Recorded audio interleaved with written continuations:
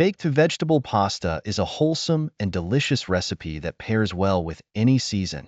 Here's a step-by-step guide to making this delectable dish.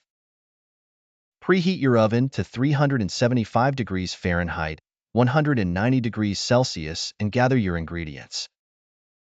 12 ounces of penne pasta, 1 zucchini, 1 yellow squash, 1 bell pepper, 1 red onion, 2 cups of cherry tomatoes, 3 cloves of garlic, 2 cups of marinara sauce, 1 cup of shredded mozzarella cheese, half a cup of grated Parmesan cheese, 2 tablespoons of olive oil, salt, pepper, and fresh basil for garnish. Start by boiling the penne pasta in a large pot of salted water, according to the package instructions, until al dente. Drain and set aside. Chop the zucchini, yellow squash, bell pepper, and red onion into bite-sized pieces. Have the cherry tomatoes and mince the garlic. In a large mixing bowl, toss the chopped vegetables and garlic with olive oil, salt, and pepper until well coated. Spread the veggies out on a baking sheet and roast in the preheated oven for 20 minutes, or until they are tender and slightly browned.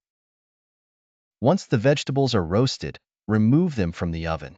In a baking dish, combine the cooked pasta, roasted vegetables, and marinara sauce. Mix until everything is evenly distributed. Sprinkle the shredded mozzarella and grated Parmesan cheese on top. Bake in the oven for another 15 to 20 minutes, or until the cheese is melted and bubbly. Remove from the oven and let it cool slightly before serving. Garnish with fresh basil leaves for an added touch of flavor. Enjoy your baked vegetable pasta with a side salad or garlic bread for a complete meal.